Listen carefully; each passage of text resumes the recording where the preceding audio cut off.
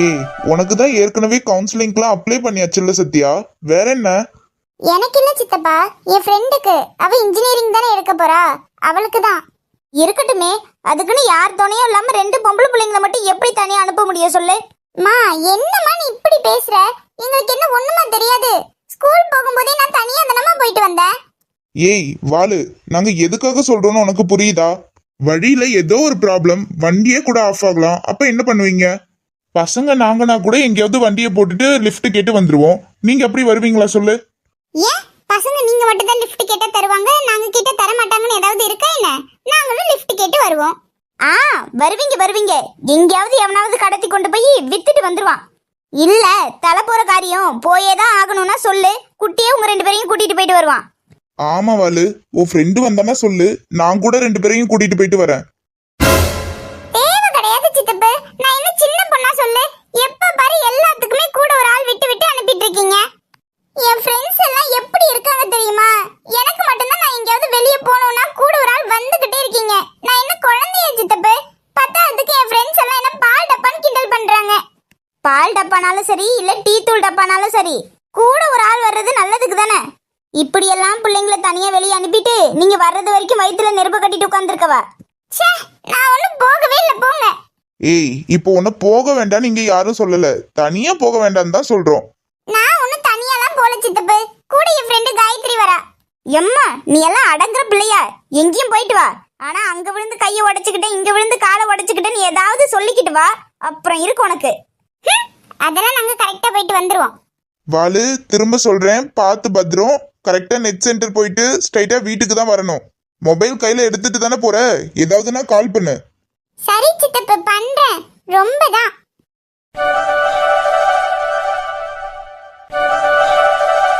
ஏய் வாடி போலாம், டைம் ஆகிடுச்சு. போலாம் போலாம். ஆனா அதுக்கு முன்னாடி உனக்கு வண்டி ஒழுங்கா ஓட்ட தெரியும்ல? அட, யார பார்த்து என்ன கேள்வி கேட்ட? எல்லாரும் வண்டியில 8 போட்டு தானே பார்த்திருக்க. நான் என் வண்டியில 11 போடுவேன். 11? அது எப்படி? அதெல்லாம் இங்க நின்னு டைம் வேஸ்ட் பண்ணிட்டு இருக்க வேணாண்டி. உனக்கு போகும்போது வழியிலே எக்ஸ்பெரிமெண்ட் பண்ணி காட்டுறேன், வா. ஐயோ, அதெல்லாம் ஒண்ணு வேண்டாம் தாயே, நீ ஒழுங்கா வண்டி ஓட்டினா போதும். இவ்ளோ நேரமும் வீட்ல ஒரே அடம் தெரியுமா? என் சித்தப்பா இவ்ளோ நேரம் நான் கூட்டிட்டு போய் விடுறேன்னு சொல்லிட்டு இருந்தாரு. நான் தான் அடம் பிடிச்சு என் ஃப்ரெண்டு கூடயே போய்க்கிறேன்னு சொல்லிட்டு வந்தேன். அதனால தயவு செய்து வண்டியை மட்டும் பார்த்து ஓட்டு தெய்வமே. ஆஹா, இந்த காயத்ரி வண்டி ஓட்டி ஒன்னும் நீ பார்த்ததில்லையே. இன்னைக்கு அசத்திடுறேன், வா. Okay okay. அப்புறம் நான் முன்னாடி பேசி வச்ச மாதிரி தான் நெட் சென்டர் நீ மட்டும் தான் போக போற. நான் அதான் தெரியுமே, நீ உன் ஆளை பார்க்க போற. நான் நெட் சென்டர் போயிட்டு வரும்போது உன்னை பிக்கப் பண்ணிக்கணும், அதானே? ஆமா, இப்படி ரோட்ல நின்னு கத்தி ஊருக்கே கேட்க வச்சிடாத, வண்டி எடு.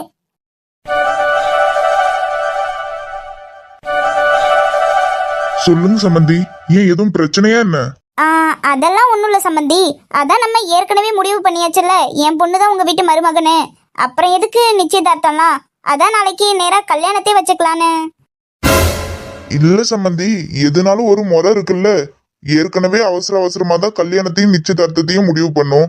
இப்ப நிச்சயதார்த்தம் வேண்டாம், நேரா கல்யாணமே பண்ணிக்கலாம்னா எப்படின்னு எனக்கு ஒன்னும் புரியல. என்னங்க ஆச்சு?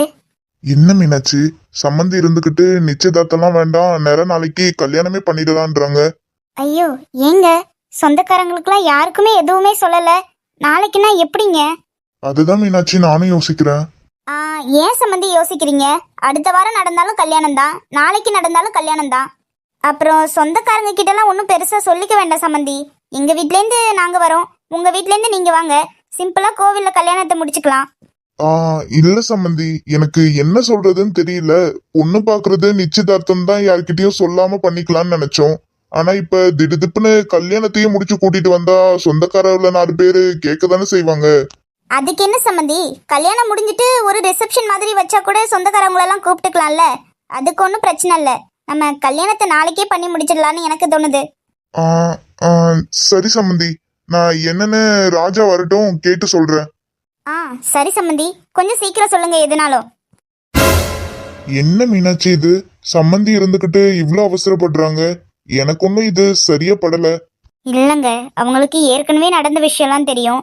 இப்ப வேற உங்க பேத்தி வீட்டுல வந்து உட்கார்ந்துருக்கா, அதனால அவங்க பயப்படுறாங்கன்னு நினைக்கிறேன். அதுக்குன்னு இவ்ளோ அவசரமா? பரவாயில்லங்க, நானும் அதான் நினைக்கிறேன். ராஜாக்கு அந்த பொண்ணை எவ்வளோ சீக்கிரம் கல்யாணம் பண்ணி வீட்டுக்கு கூட்டிட்டு வர முடியுமோ அவ்வளோ சீக்கிரம் கூட்டிட்டு வந்துடணும். நீங்க சம்மந்திக்கு ஃபோன் பண்ணி நாளைக்கே வச்சுக்கலாம், ஒன்றும் பிரச்சனை இல்லைன்னு சொல்லிடுங்க. இல்ல மீனாட்சி, எதுக்கும் ராஜா கிட்ட ஒரு வார்த்தை கேட்டுப்போம். ஏங்க, நான் தான் சொல்றேன்ல, அப்புறம் என்ன அவங்கிட்ட கேட்க வேண்டியது கிடக்கு? நீங்க ஃபோன் பண்ணி சொல்லுங்க, நாளைக்கே கல்யாணத்தை வச்சுக்கலான்னு.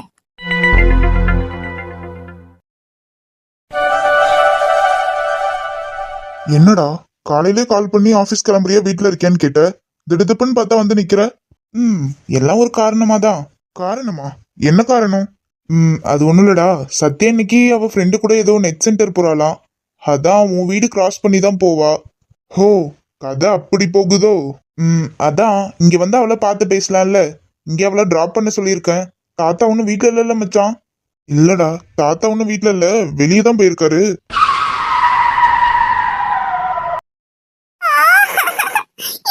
வண்டி ஓட்ட தெரியலன்னா முன்னாடியே சொல்லிருக்கலாம்ல நீ. கூட்டிட்டு வந்து எப்படி தள்ளி விட்டுருக்க பாரு.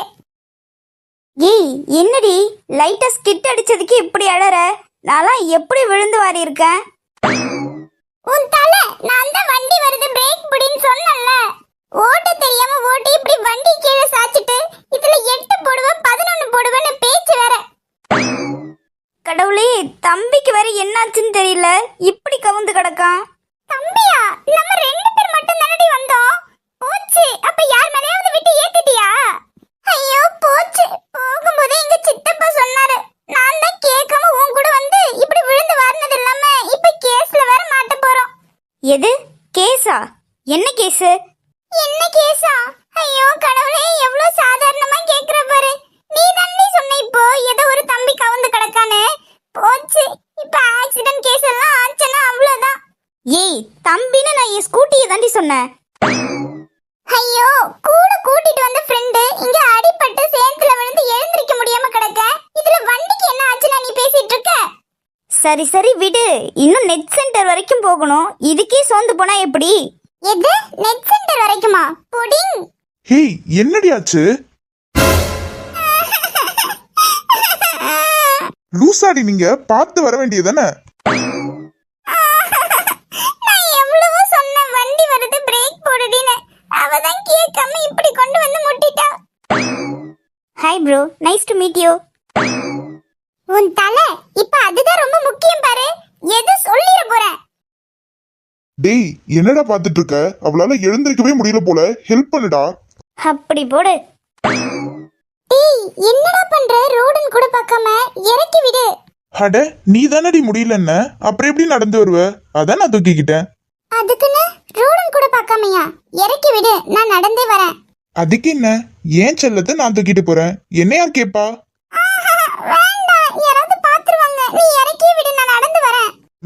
நோ. நோ இல்ல, எஸ், இறக்கி விடு. போடி, நோனா நோ தான். ப்ரோ ப்ரோ, அவங்க போயிட்டாங்க ப்ரோ. இல்ல ப்ரோ, நானும் தான் இங்க விழுந்து கிடக்கேன். என்ன யாருமே கண்டுக்கலையே, கொஞ்சம் ஹெல்ப் பண்ணுங்க ப்ரோ. இல்லம்மா, நாங்க வரும்போது அவதான் அழுதுட்டு இருந்தா. நீ நல்லதா இருந்தியா? அதான் ஒன்னும் கேட்டுக்கல. அட ஏன் ப்ரோ நீங்க வேற? எனக்கு இது மாதிரி விழுந்து நிறைய எக்ஸ்பீரியன்ஸ், அதான் கத்தல. மத்தபடி செம்ம அடி தெரியுமா ப்ரோ. நான் கூட பரவாயில்ல ப்ரோ. என் தம்பி எப்படியாவது காப்பாத்தி ஹாஸ்பிட்டல் கூட்டிட்டு போங்க ப்ரோ, இல்லைன்னா எங்க அப்பா என்ன வீட்டுக்குள்ளே விட மாட்டாரு. தம்பியா? அப்போ ட்ரிபிள்ஸ் வந்தீங்களா? இல்ல ப்ரோ, என் தம்பி தான் எங்க 2 பேரையும் கூட்டிட்டு வந்ததே. பாவம் இப்ப இப்படி அடிபட்டு அனாமத்தா கிடக்கான். என்னம்மா சொல்ற? தம்பின்ற எங்கேயுமே ஆளு காணோம். ஆனா நாங்க பாக்கும்போது நீங்க 2 பேர் மட்டும் தானே வந்தீங்க. அட என்ன ப்ரோ, எல்லாம் இதே கேள்வியே கேக்குறீங்க. நான் என் தம்பி நீ என் ஸ்கூட்டியை தான் சொன்னேன். ஸ்கூட்டியா? அப்ப காப்பாத்தி ஹாஸ்பிட்டல் கூட்டிட்டு போகணும்லாம் சொன்னது? அட, நான் மெக்கானிக் ஷெட்டை சொன்னேன்பா. எப்படி விழுந்து கிடக்குறான் பாத்தீங்கல்ல. எந்தெந்த ஸ்பேர் பார்ட்ஸ்லாம் எங்கெங்க தெரிச்சதோ தெரியல. அட, விழுந்தாலும் வாய் மட்டும் குறையல. ப்ரோ ப்ரோ, அப்படிலாம் சொல்லாதீங்க ப்ரோ. தயவு பண்ணி ஏதாவது ஒரு மெக்கானிக் ஷெட்டா பார்த்து கூட்டிட்டு போங்க ப்ரோ. கூட்டிட்டு போறேம்மா, பக்கத்துலயே ஒரு மெக்கானிக் ஷெட் இருக்கு. ரொம்ப தேங்க்ஸ் ப்ரோ.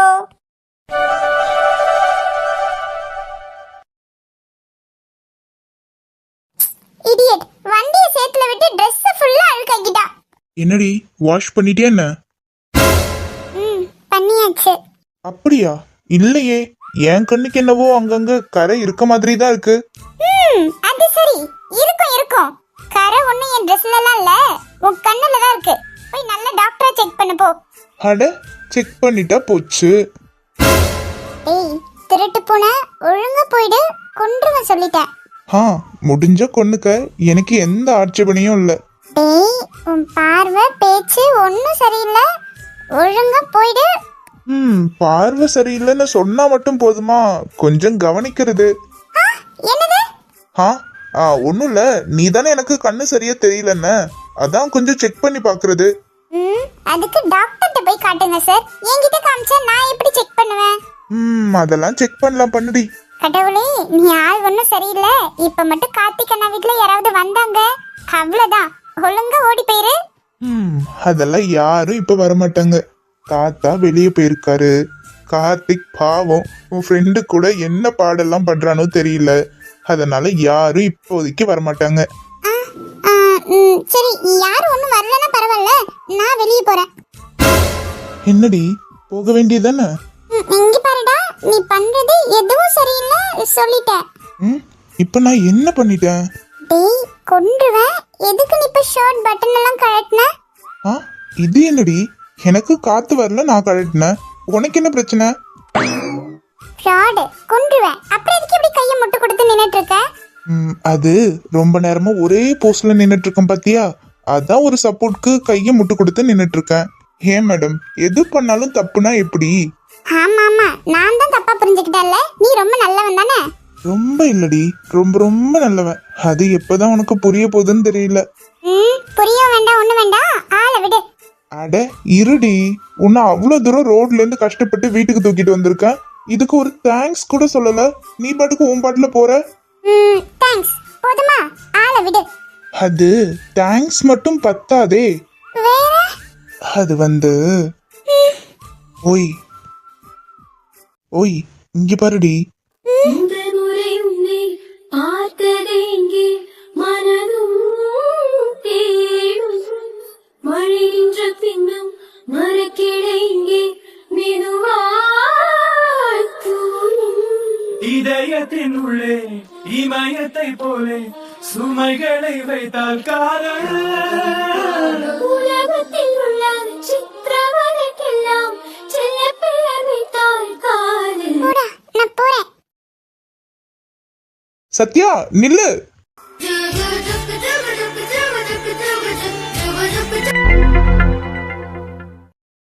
சார், நீங்க சொல்றதெல்லாம் எனக்கு புரியுது.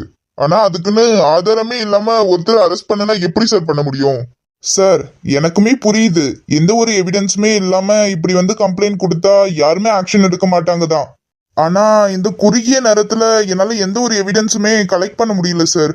ஏன்னா என் வீட்டுல இருக்கவங்களே நான் இருக்கக்கூடாதுன்னு நினைக்கிறாங்க. சார், எனக்கு புரியுது. உங்க 2வது மனைவி சொத்துக்கு ஆசைப்பட்டு தான் உங்களை கல்யாணம் பண்ணிருக்காங்கன்னு நீங்க சொல்றீங்க.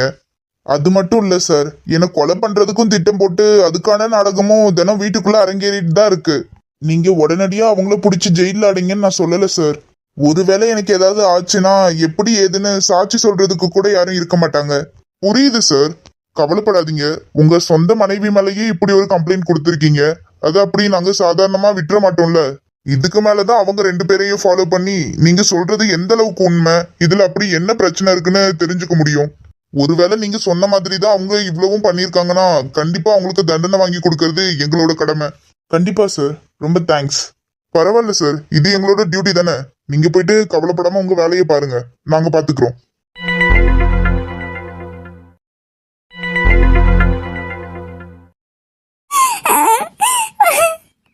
ப்ளீஸ் சாமி, என்னையும் மதனையும் பிரிச்சிராத. எப்படியாவது எங்க 2 பேரையும் சேர்த்து வச்சிரு. பாவம் மதன், என்னால ஏற்கனவே நிறைய கஷ்டப்பட்டுட்டான். இதுக்கப்புறமும் அவன் கஷ்டப்படக்கூடாது. நாளைக்கு எப்படியாவது எங்க 2 பேருக்கு மட்டும்தான் நீ கல்யாணம் பண்ணி வைக்கணும். இல்ல அத மீறி வேற ஏதாவது நடந்துச்சுன்னா அப்புறம் நான் உன்கிட்ட எப்பவுமே பேசவே மாட்டேன். அதுக்கப்புறம் நான் உயிரோட கூட இருக்க மாட்டேன். ராஜா, எப்படியாவது கல்யாணத்தை தடுத்து நிறுத்தி எனக்கு மதனுக்கு மட்டும்தான் கல்யாணம் பண்ணி வைக்கணும். சின்ன வயசுல இருந்தே எனக்கு என்ன கஷ்டம்னாலும் அத உன்கிட்ட மட்டும்தான் சொல்லுவேன். ஏன்னா நான் எது பேசினாலும் என்ன பைத்தியம் ஒன்னும் தெரியாதுன்னு எப்ப பாரு எல்லாரும் ஒதுக்கிட்டே இருப்பாங்க. ஆனா நீ மட்டும்தான் நான் எது சொன்னாலும் அமைதியா காது கொடுத்து கேட்ப. சின்ன வயசுல இருந்தே எனக்கு நீ இருக்குன்ற நம்பிக்கையை கொடுத்துருக்க. இப்பவும் நான் அதுதான் உன்கிட்ட கேக்குறேன். எப்படியாவது என்னையும் மதனையும் சேர்த்து வச்சிரு ப்ளீஸ். அப்புறம் நீ என்ன மதன் கூட சேர்த்து வச்சிட்டா அம்மாவும் கஷ்டப்படக்கூடாது. அம்மாவும் மனசு மாதிரி எங்களை எப்படியாவது ஏத்துக்கணும் ப்ளீஸ். அட நீயோ நானோ ஒண்ணு சேர நந்துகிட்ட சாமி கிட்ட நம்ம கனவை சேர்த்து செலவழிக்க சொல்லி வச்ச மனசு கிட்ட முன்ன மூச்சு முட்ட காதலிச்ச நானும் தூங்காவ என் புத்தி எல்லாம் பேதலிச்சு கிடக்குறேனே மிதக்குறேனே உன் பேர மறக்காம. டேய் என்னடா இதெல்லாம், என்ன பண்ணிட்டு இருக்க நீ? பாரு ராஜா, இந்த பையன் இருந்து எப்படி எல்லாம் பண்ணிட்டு இருக்கான்னு. என்னால இதெல்லாம் பார்த்துட்டு இருக்க முடியாம தான் உனக்கு ஃபோன் பண்ணி வர சொன்னேன். ஏய் லூசாடா நீனு, நேத்து நைட் இருந்து நல்லா தானே பேசிட்டு போன, அதுக்குள்ள என்ன கிறுக்கு பிடிச்சிருச்சா உனக்கு? பாருப்பா ராஜா, இந்த மாதிரி கருமத்தெல்லாம் எதையோ கொண்டு வந்து குடிச்சிட்டு இருக்கான். இந்த குடும்பத்துல யாருக்குமே இது வரைக்கும் இந்த மாதிரி பழக்கம்லாம் கிடையாது. இந்த விஷயம்லாம் இவங்க அப்பாவுக்கு தெரிஞ்சதுன்னா உயிரே விட்டுருவாரு. மா நீங்க அழாதீங்கம்மா, நான் பேசிக்கிறேன். ஏய் மதனு, இங்க பாருடா, உன்னதான் கேட்டுட்டு இருக்கேன். நம்ம சொல்றதெல்லாம் இப்ப அவன் காதுல கேட்கவே கேட்காது ராஜா. அவன் தான் அந்த முழு பாட்டிலையும் முடிச்சிட்டு உட்காந்துருக்கானே. டேய் எதுக்காக இப்படி எல்லாம் பண்ணி இப்ப குடும்பத்துல இருக்க அவ்வளவு பெரிய நீ கஷ்டப்படுத்திட்டு உட்காந்துருக்க? வேற வேற என்ன பண்ணட்டும் சொல்லுங்க. இதுக்கப்புறம்லாம் நான் இருக்க போறதே கிடையாதுண்ணே. பரவாயில்ல, இப்ப வந்திருக்கல்ல, இப்பவே உன் தம்பிய கடைசியா பாத்துக்க. நாளைக்கெல்லாம் நான் இருக்கவே மாட்டேன். அப்படியே அரைஞ்சு இழுத்தன்னு வச்சுக்கோயேன். அறிவில்ல, நான் தான் சொன்னல நாளைக்கு எப்படியும் உனக்கும் மலருக்கும் தான் கல்யாணம்னு. அப்புறம் எதுக்குடா இப்படி எல்லாம் பண்ணிட்டு உட்காந்துருக்க? இல்லண்ண, மலரம்மா அதெல்லாம் நடக்க விட மாட்டாங்க. மலர எனக்கு கொடுக்கவே மாட்டாங்களாம். ராஜா, எனக்கு இந்த விஷயத்துல என்ன சொல்றதுன்னே தெரியலப்பா. எனக்கு நீயும் புள்ள மாதிரி தான். உனக்கு பண்ண போற கல்யாணத்தை நிறுத்தி அந்த பொண்ணு இவனுக்கு கல்யாணம் பண்ணி வச்சா எல்லாரும் என்னப்பா சொல்லுவாங்க?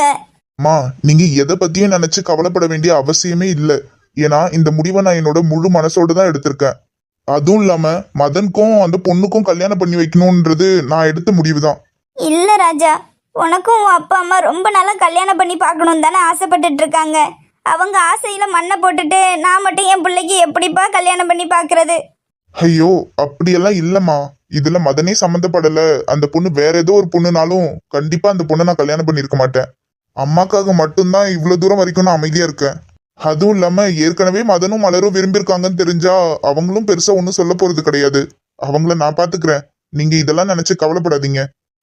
ராஜா, எனக்கு என்ன சொல்றதுன்னே தெரியலப்பா. நான் என் வயசுக்கு இது வரைக்குமே ஒன்னு மாதிரி பெருந்தன்மையா எல்லாத்தையும் விட்டு கொடுத்து அனுசரிச்சு போற ஒரு பையனை பார்த்ததே கிடையாது. ஏன் நான் கூட 2 புள்ள பெற்றிருக்கேன் தான். ஆனா உண்மையை சொல்றேன், என் பிள்ளைங்கள கூட நான் இந்த அளவுக்கு பெருந்தன்மையா நினைச்சது கிடையாது. கவலைப்படாத ராஜா, உன் மனசு போல என்னைக்கா இருந்தாலும் நீ நல்லா தான் இருப்ப. கண்டிப்பா உனக்குன்னு ஒருத்தி எங்க இருந்தாலும் பிறந்திருப்பா. அவ கண்டிப்பா உன்னை வந்து சேருவா.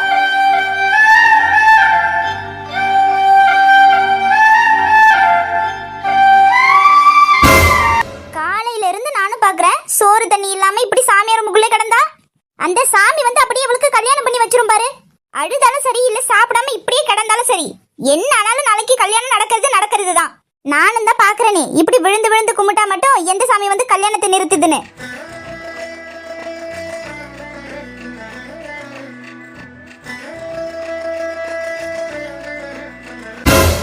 பலமாயிரம் ஆசைகள் உண்டு இவர் இதயங்கள் நினைப்பதற்கு.